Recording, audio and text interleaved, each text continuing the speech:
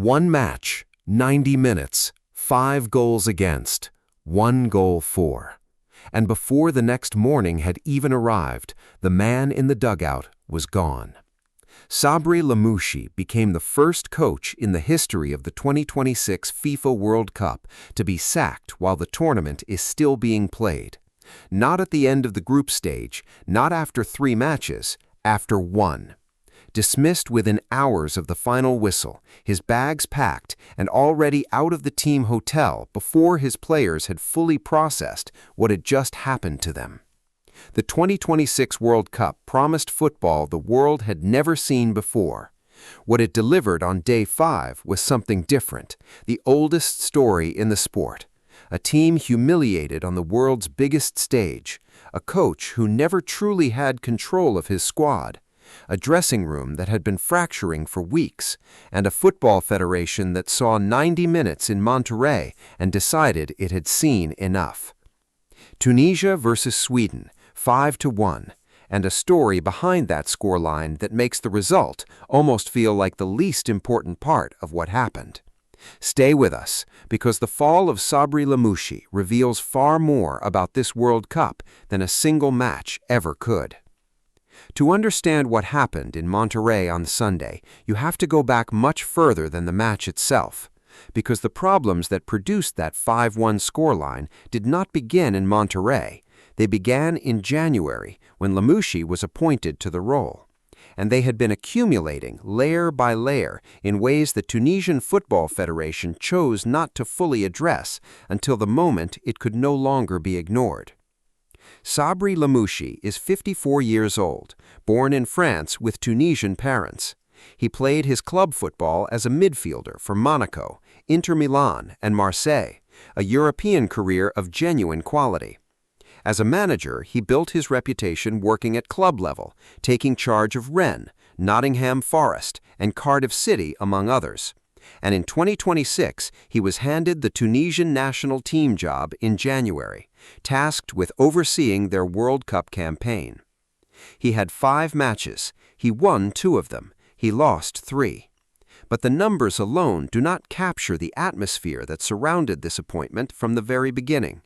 Before the tournament had even started, Lamouchi's position was already under pressure after Tunisia suffered a 5-0 defeat in a pre-tournament friendly against Belgium. 5-0 in a friendly. The result prompted serious questions from within the federation and among Tunisia's passionate football public about whether this team was ready and whether this coach was the right man to lead them. Those questions were never properly answered. They were set aside in the hope that the tournament itself would provide clarity. It did not. Instead, it provided a 5-1 defeat to Sweden in the opening group match, a scoreline that left Tunisia bottom of their group and facing a mountain that most analysts believed was simply too steep to climb. If you are following every story of this World Cup, and there has never been a tournament that has produced more of them in its opening week, subscribe now and hit the bell, because what happened inside Tunisia's camp has layers that deserve to be understood in full.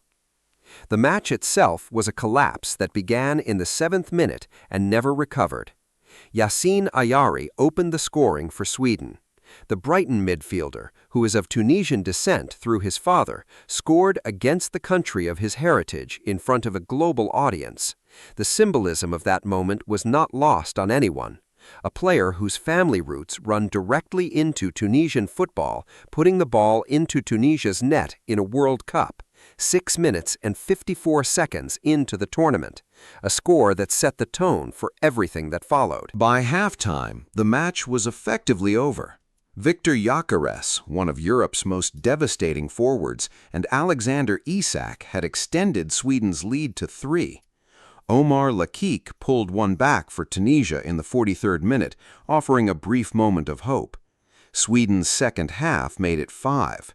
Matthias Swanberg and Ayari again.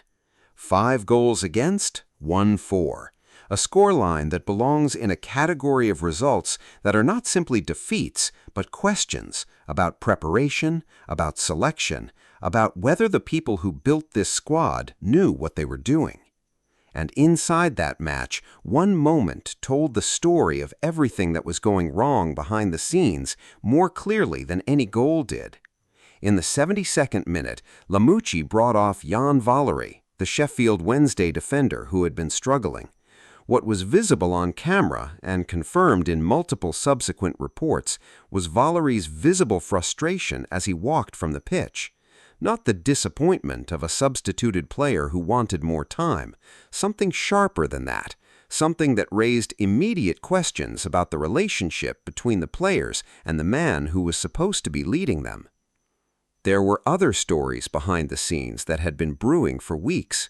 According to multiple reports, the presence of Lamucci's son at Tunisia's training camp during their World Cup preparations had raised serious concerns within the federation. Officials had reportedly questioned why his son had been granted access to the camp when he was not an official member of the delegation. Lamucci was asked to explain the situation. The explanation, whatever it was, did not satisfy those asking the questions. He had also made selection decisions ahead of the tournament that divided opinion sharply. Most notably, he had left out two of Tunisia's most experienced players, Ferjani Sassi and Yassine Maria, who between them had accumulated more than 200 international caps. Experienced, tested, tournament-hardened players set aside in favor of a new approach. The gamble did not pay off on Sunday in Monterrey.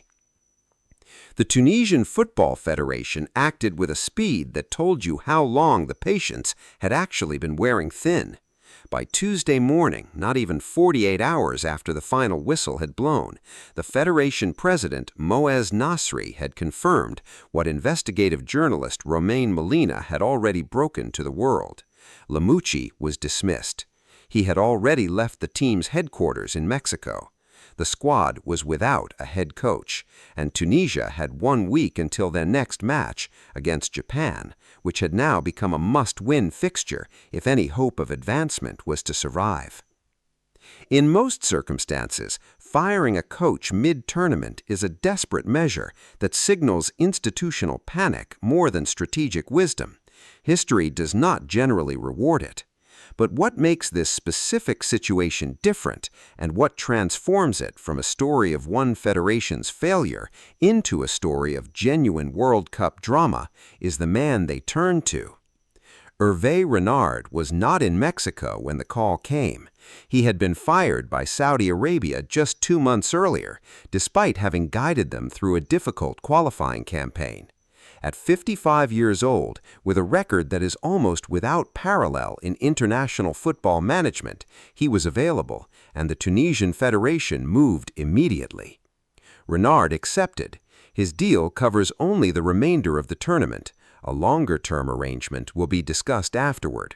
He arrived at the training camp within days of his appointment, in his trademark open-necked white shirt, a look that has become as much his calling card as anything he produces on the pitch. The man in the white shirt, in his 3rd consecutive Men's World Cup with his 3rd different national team. It sounds almost impossible when you lay it out like that. He coached Morocco at the 2018 World Cup in Russia. He coached Saudi Arabia at the 2022 World Cup in Qatar, where he engineered one of the tournament's most celebrated upsets, defeating eventual champion Argentina 2-1 in their opening match. Lionel Messi, the defending world champions, 2-1.